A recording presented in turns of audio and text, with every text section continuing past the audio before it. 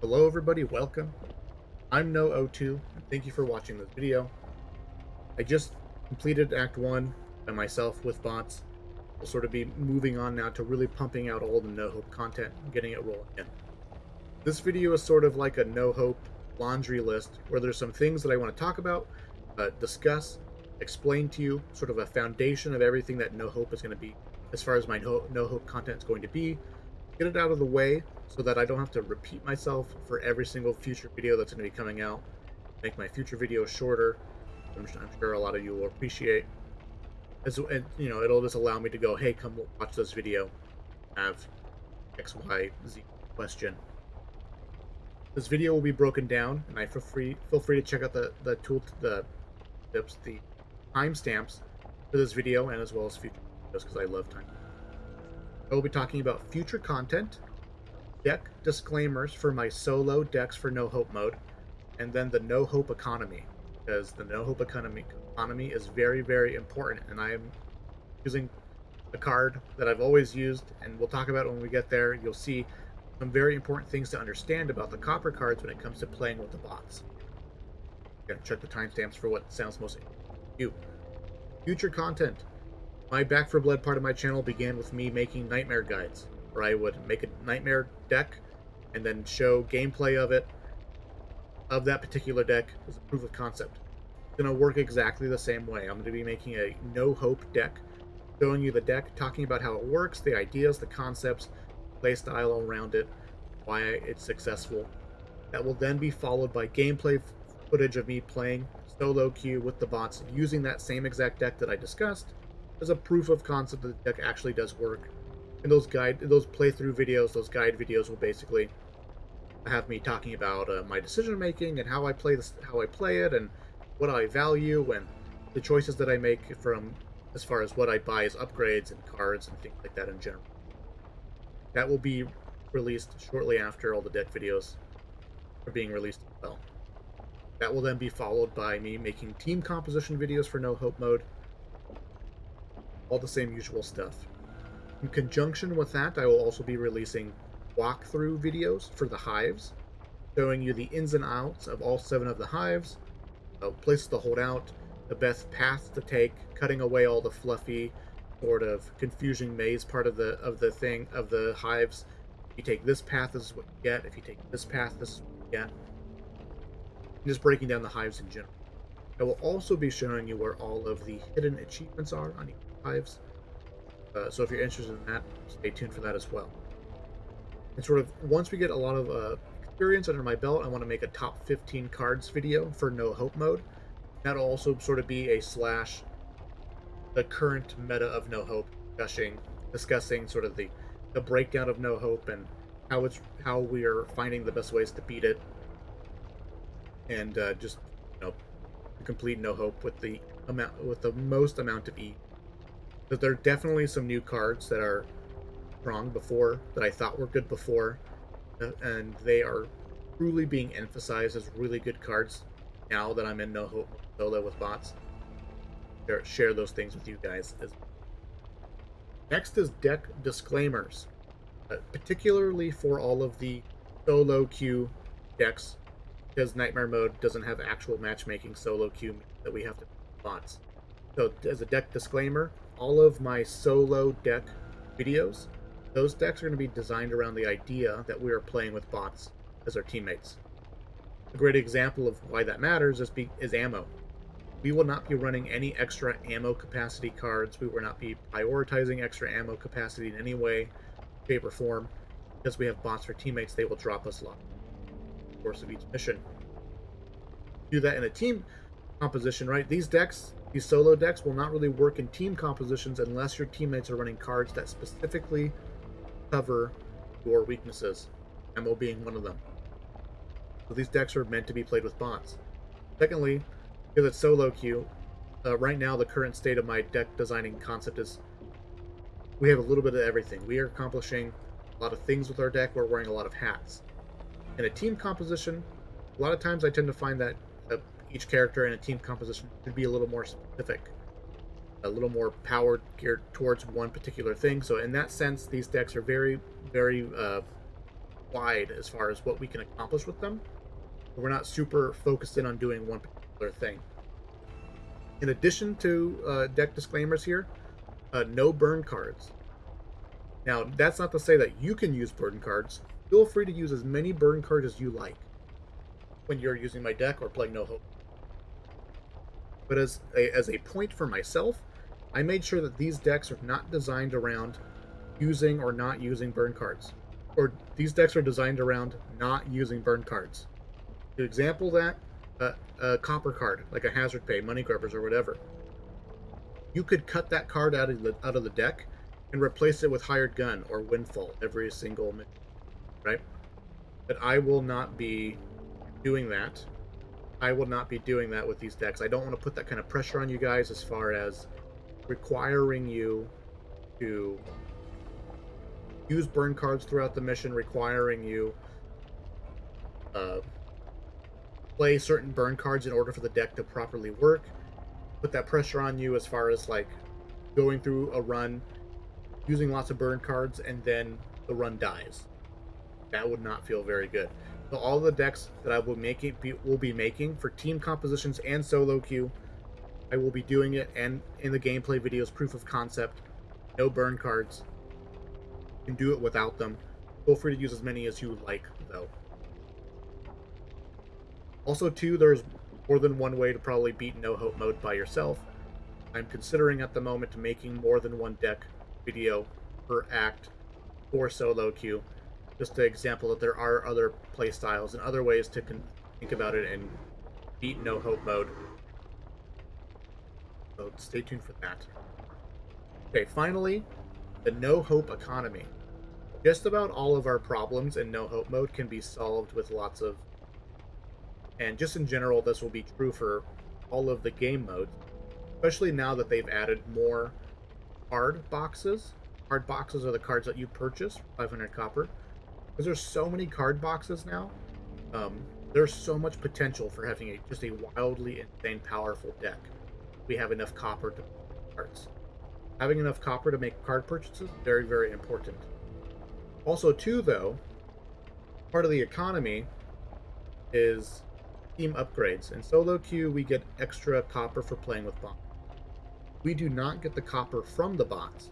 The bots will have thousands of copper in their inventory that we do not have access to unless we cheese it. I will not be showing you how to cheese or even talking about it. It takes a lot of Molotovs and bibs. But there are ways to get money out of the bots, but it's not the most straightforward.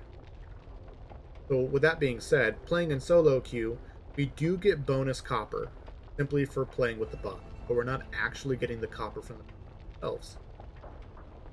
You get the normal bonuses, right? If we complete a secondary objective, that's an extra 500 copper to us. The other 1,500 copper goes to the bots, and we never see it. And that's sort of true for all of the bonus copper and things. In addition to needing money for cards, we also need money for the team upgrades. One thing about the card economy is also the card economy, and I know I'm sort of zigzagging here a little bit, but we are pretty tight on how many card slots we have. We have 15, and we need to accomplish things with those 15 cards. So anywhere we can compensate for a card by by purchasing something inside of the raid is hugely valuable for us. Most notably, pockets and grenade slot. All right, so grenade slots and grenade damage, grenade quantity and grenade quality. If we can cut out some cards to compensate for those things, that would be hugely, hugely valuable for us. So I find that having enough money by team upgrades and by cards will allow us to sort of cut corners as far as the deck building goes, and I'll be using that concept maybe when I show you my deck designs, where I'll sort of be relying on the fact that over the course of many missions, we'll have opportunities to purchase things that will make our deck stronger, or our deck sort of cut there.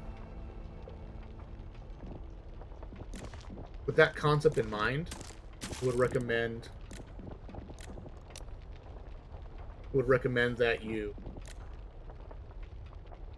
start earlier in the campaign. So sort of a disclaimer as well, if you're trying to do Act 1, I do not recommend that you use any of my decks from the Bad Seeds checkpoint. Because again, we don't have enough time to generate the team upgrades that we want, to find the team upgrades that we want, to find the cards that we want over the course of 4 missions from Bad Seas to Rolling Thunder. I recommend that you start at the at the latest, maybe from Clean Sweep in the middle of the checkpoint. And that specifically will change from deck to deck, and I'll mention that in each of the deck in general.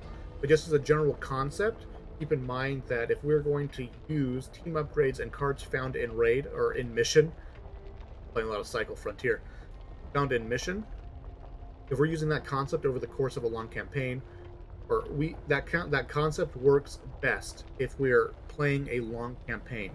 So these decks are sort of designed around the idea that we will be compensating for our weaknesses in some places by purchasing things in mission.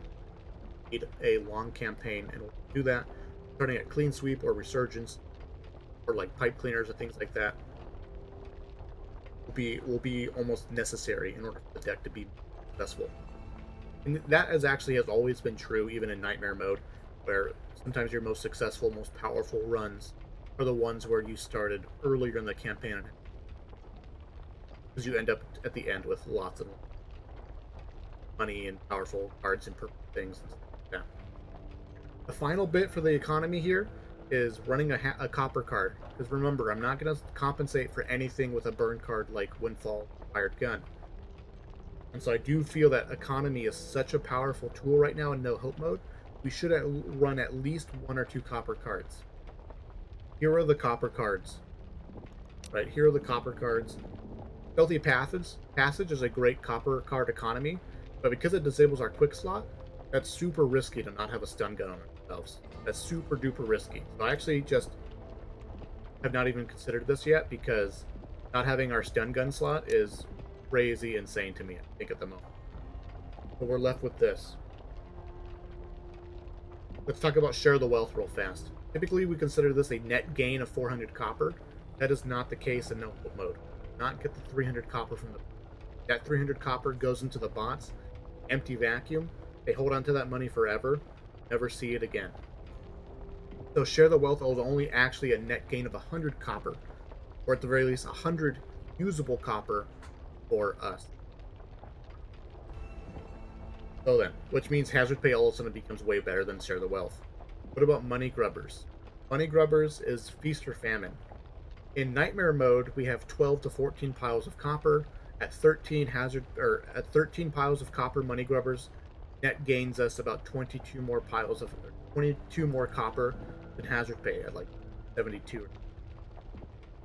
Right, so in Nightmare mode, Money Grubbers on its own just barely, and would sometimes go under or a little bit over Hazard Pay. So for the most part, Money Grubbers and Hazard Pay are about the same if we're comparing them one to one.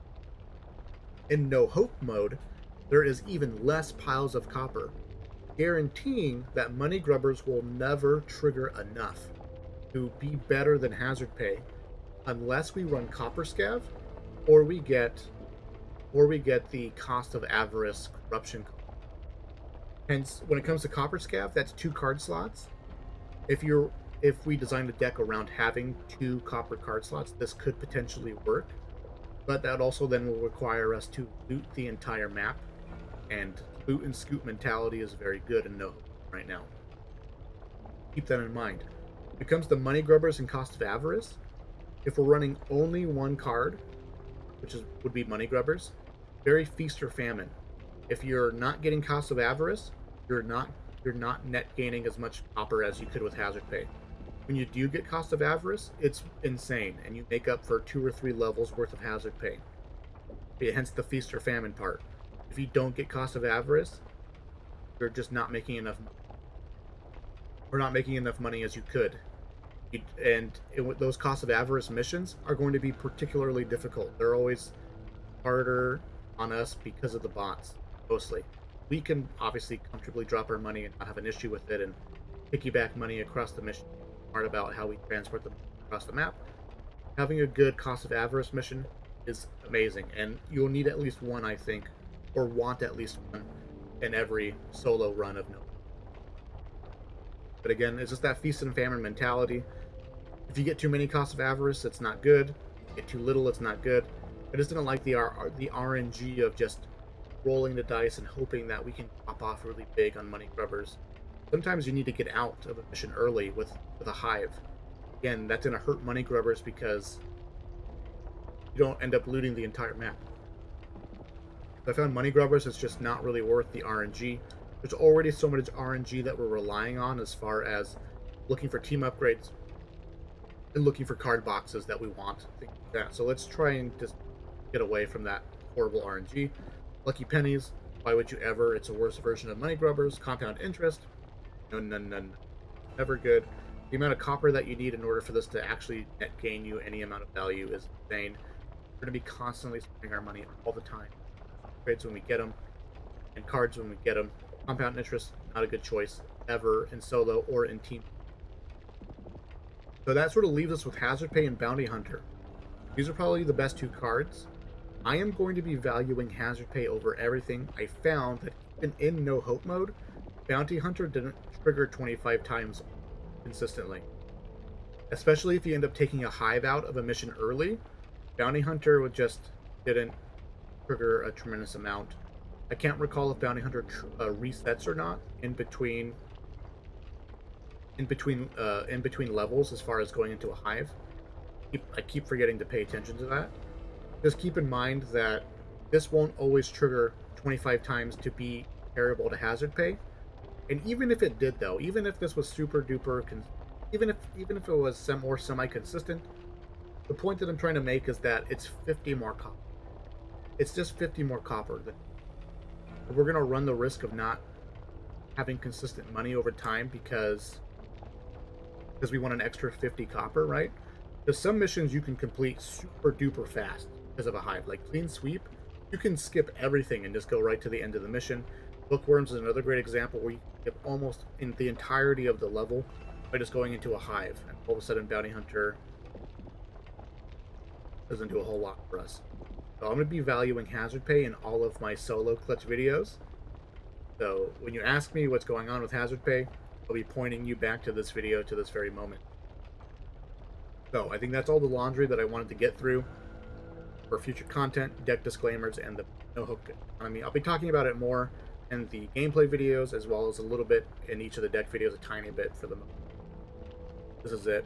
Let me know if you have any questions, concerns, ideas, anything I forgot about. It would be a great place to sort of filter all that things into. It's a great place to filter all those questions into because I'll be directing people back to this video for the most part. Thank you guys for watching. I appreciate it, and I will see you in the future.